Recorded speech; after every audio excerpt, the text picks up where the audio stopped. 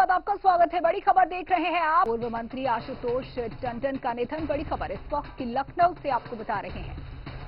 BJP विधायक आशुतोष टंडन का निधन, तो लखनऊ से बड़ी खबर आ रही है। लंबे समय से बीमार चल रहे थे आशुतोष टंडन, और हमारे साथ यूपी स्टेट हेड विजय जानकारी देने के लिए बने हुए हैं।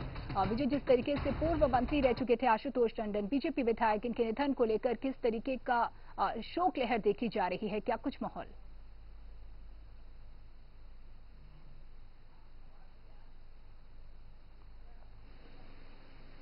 सरकार में कैबिनेट मंत्री रहे हैं और वो एक बड़े दिग्गज भाजपाई नेता लालजी टंडन के बेटे रहे हैं। और एक तरफ जब भारतीय जनता पार्टी के जो कैबिनेट है वो अयोध्या में बैठक कर रही है, वहीं उनके पूर्व सदस्य का आज निधन हो गया है। लखनऊ के मेदांता हॉस्पिटल में वो पहले भी काफी दिनों तक एडमिट थे।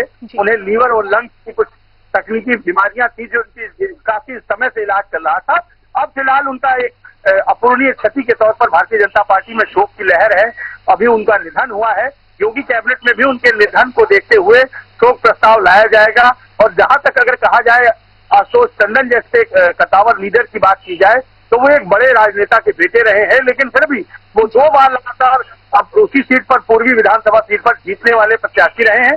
और भारतीय जनता पार्टी के इस बार भी वर्तमान समय में विधायक थे और पिछली सरकार में वो कैबिनेट मंत्री थे। उनके पास नगर विकास जैसा महत्वपूर्ण विभाग था।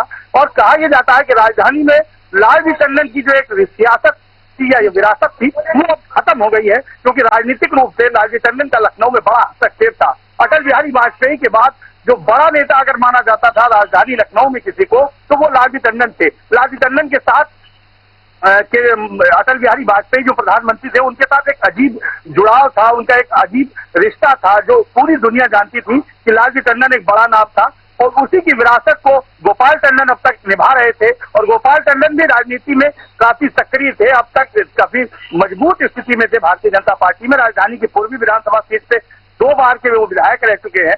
मुद्दा यह है कि सबसे बड़ी बात यह है कि भारतीय जनता पार्टी में लगभग बड़े नेताओं की जो क्षति हो रही है, जो उनके निधन होते जा रहे हैं, उससे भारतीय जनता पार्टी में, पूरी पार्टी में अब भी शोक की लहर है। कार्यकर्ताओं में काफी शोक दिख रहा है और वो उम्मीद कर रहे हैं कि हमारे ऐसे राजनेता हमारे साथ बने रहे, उनकी दीर्घायु होने की जीवन में कामना करते हैं। लेकिन फिर भी जो जिस तरीके से बीमार जो राजनेता हो जाते हैं, उनका लंबे समय से इलाज भी चल रहा था, इसी वजह से उनका निधन हो गया। लेकिन आखिरकार वो अब हमारे बीच नहीं रहे हैं और निश्चित तौर पर ये अपूरणीय क्षति है। बहुत शुक्रिया विजय, जुड़ने के लिए, जानकारी देने के लिए।